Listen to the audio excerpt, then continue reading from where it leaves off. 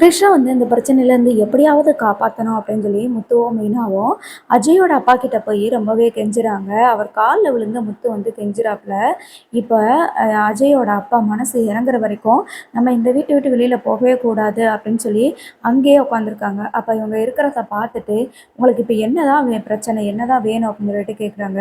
இல்லை சார், ஒரு பையனோட வாழ்க்கையே போயிடும், எனக்கு அந்த அனுபவம் இருக்குது, இப்போ என்னோடய வாழ்க்கையே போயிடுச்சு, அதனால தான் சார் சொல்கிறேன். அது படிக்கிற பையன் ஏதோ ஒரு கோவத்தில் அப்படி பண்ணிட்டான். அவனுக்கு அவங்க அப்பா இல்லை, சின்ன வயசுலேயே இறந்துட்டாங்க.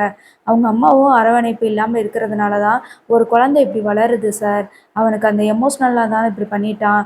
மற்றபடி அவன் ரொம்ப ரொம்ப நல்ல பையன் சார், எல்லாருக்குமே உதவி பண்ணுற பையன். அவன் மனசுக்குள்ளே இருக்கிற காயந்தான் சார் அப்படி அவனை பண்ண வச்சிருச்சு. ஒரே ஒரு தடவை மட்டும் வாய்ப்பு கொடுங்க சார், எங்களுக்காக கொஞ்சம் ப்ளீஸ் சார் அப்படின்னு சொல்லிட்டு முத்து வந்து கேட்குறாப்புல. நீங்கள் இவ்வளோ தூரம் கேட்குறதுனால நான் வந்து ஒரே ஒரு டெஸ்ட் வைக்கிறேன். அதில் அவன் பாஸ் ஆகிட்டான் அப்படின்னா நான் கண்டிப்பாக அவனை வந்து நான் கொடுத்த கேஸை வந்து நான் வாபஸ் வாங்கிக்கிறேன் அப்படின்ற மாதிரி சொல்கிறாங்க.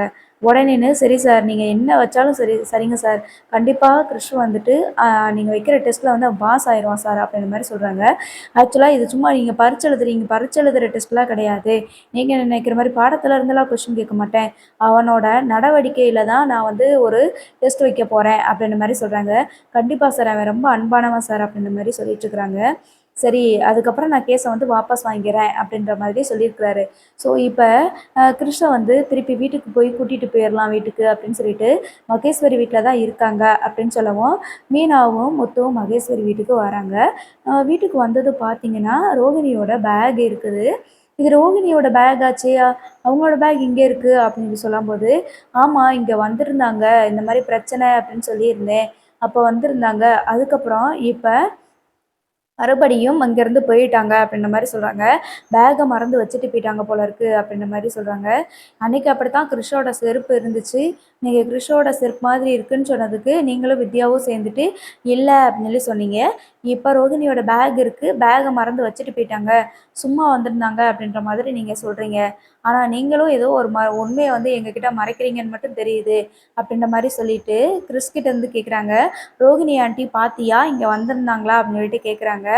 உடனே இல்லை ஆண்டி, நான் தான் தூங்கிட்டேனே நல்லா, அதுக்கப்புறம் நான் யாரையுமே பார்க்கலையே அப்படின்ற மாதிரி அவங்க சொல்கிறாங்க. இப்போ எங்கே ஆண்டி போகணும் அப்படின்னு சொல்லிட்டு கேட்குறாங்க. இல்லை வா கிருஷ், உனக்கு வந்து அஜயோட அப்பா ஏதோ டெஸ்ட் வைக்கிறேன்னு சொல்கிறாரு, அதில் வந்து நீ வந்து உண்மையாக நடந்துக்கிட்ட அப்படின்னா உனக்கு உன் மேலே கொடுத்த கேஸை வந்து வாபஸ் வாங்கிடுவாங்களாம் கிருஷ், நாங்கள் அவங்கக்கிட்ட எவ்வளவோ கெஞ்சி கேட்டுட்டோம் அப்படின்ற மாதிரி சொல்கிறாங்க. உடனே நீங்கள் ஏன் கிறிஸ்துவை பற்றி எதுவுமே கண்டுக்கிற மாட்டேங்கிறீங்க, அவங்க அம்மா கிட்ட சொல்லலாம்ல, நீங்கள் இவ்வளோ பெரிய பிரச்சனை நடந்துட்டுருக்கு, இப்போ கூடமா அவங்க அம்மா அங்கேருந்து வரமாட்டாங்க அப்படின்னு சொல்லி சொல்கிறாங்க. அவங்களுக்கு அங்கே என்ன பிரச்சனையாக இருக்கோ தெரியலையே அப்படின்னு சொல்லி மகேஸ்வரி சொல்லும்போது மீனா சொல்கிறாங்க, தலை போகிற காரியமாகவே இருக்கட்டுங்க, ஒரு குழந்தைக்கு ஏன் நீங்கள் ஃபோன் போட்டு சொல்லலையா, அவனை போலீஸில் இந்த மாதிரி பிடிச்சிட்டு போகிறாங்களா அப்படின்னு நீங்கள் சொல்லலையா அப்படின்னு சொல்லி கேட்குறாங்க. நான் சொன்னேன், அவள் லீவ் கிடச்சா வாரேன்னு சொல்லியிருக்கிறா அப்படின்ற மாதிரி சொல்கிறாங்க. இதுக்கு மீறி ஒரு கீழ்த்தனமான அம்மாவை நான் இந்த உலகத்தில் பார்த்ததே கிடையாது. கிறிஸ் வந்து அவங்க அம்மா கூட இருக்கிறதுக்கு பதிலாக அவங்க வந்து பேசாமல் இந்த குழந்தை வேண்டாம், கிறிஸ் வேண்டான்னு எழுதி கொடுத்துட்டு போயிட சொல்லுங்கள். எனக்கு என்னமோ அவங்க மேலே தான் கேஸ் போடணும்னு நினைக்கிறேன் நான். ஒரு குழந்தைக்கு இவ்வளோ பிரச்சனை இருந்துச்சுன்னா எந்த தாயும் பதறிட்டு ஓடி வருவாங்க. ஆனால் இவங்க இப்படி வரலை அப்படின்னா அவங்களோட வாழ்க்கை தான் அவங்க முக்கியம் நினச்சிட்டு இருக்கிறாங்க. சும்மா கார்டியன்னு உங்கள் பேரை போட்டு நீங்களும் அவங்களுக்கு சப்போர்ட் பண்ணிகிட்ருக்கிறீங்க. ஆனால் இவங்க அம்மா வந்தால் மட்டும்தான் இந்த பிரச்சனையிலேருந்து இவன் வெளியில் வர முடியும். இவங்க அம்மா தான் இவனுக்கு மனசில் ஆறுதலேன்னு தெரிஞ்சிருந்தோம் அவங்க அப்படி வராமல் இருக்கிறாங்கன்னா அப்போ என்ன பண்ணுறது அப்படின்ற மாதிரி சொல்கிறாங்க.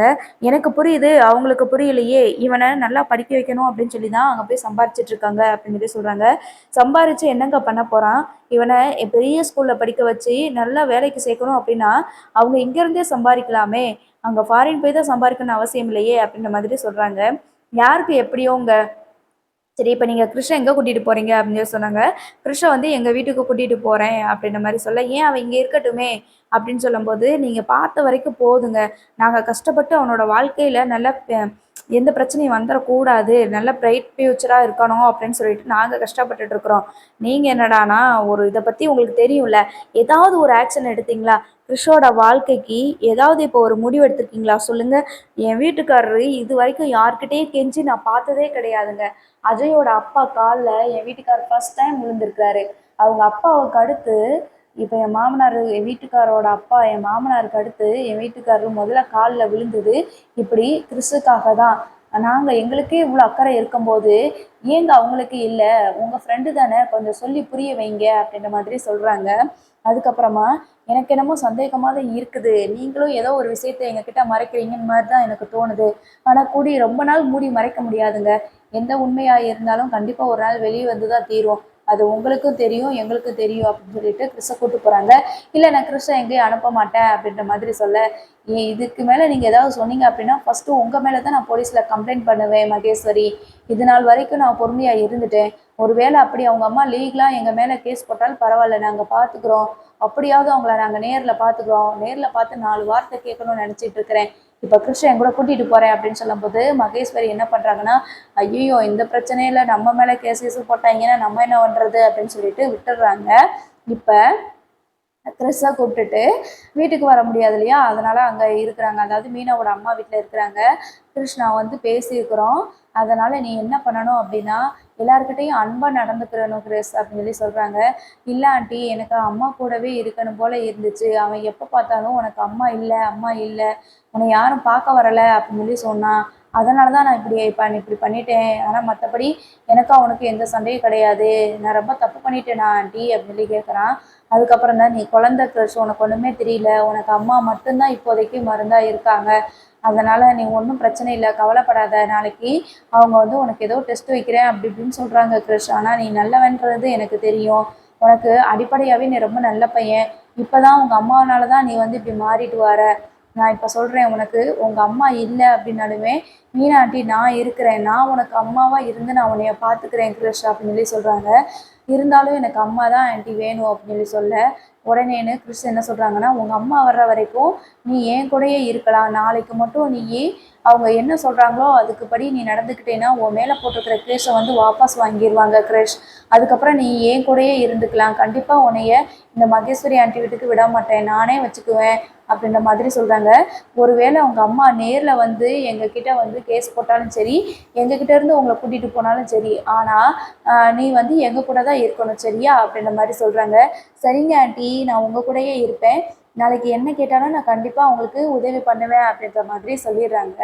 ஸோ இப்போ என்ன பண்ணுறாங்க, என்ன டெஸ்ட்டாக இருக்கும் அப்படின்னு சொல்லி பார்த்தீங்கன்னா, மறுபடியும் பிள்ளைங்க கிட்ட வந்து இதே மாதிரி இவர் சொன்னார் அப்படின்னா, அதாவது உனக்கு அம்மா இல்லை அப்படின்ற மாதிரி சொன்னாங்கன்னா, அப்போ என்ன சொல்லுவான் அப்படின்னா, கிருஷ்ணன் என்ன சொல்லுவான் அப்படின்னா, இல்லை எனக்கு அம்மா இருக்காங்க, அவங்களோட வேலைனால அவங்க வரலை, அதுக்கு பதிலாக எங்கள் மீனா ஆண்டி இருக்காங்க, அவங்க என்னை நல்லா பார்த்துக்குவாங்க அப்படின்ற மாதிரி அவன் வந்து சொல்கிறான்.